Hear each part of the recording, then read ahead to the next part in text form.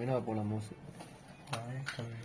இதை நான் எப்படியா யூடியூப்ல போடுவேன்? எடுக்கும் போதே வீணா போன மவுஸ்னா நீ வாய்ஸ் ஓவர் கொடு. பேட்டரி எங்க? பேட்டரி கிடையாது. No battery. தர மாட்டானா?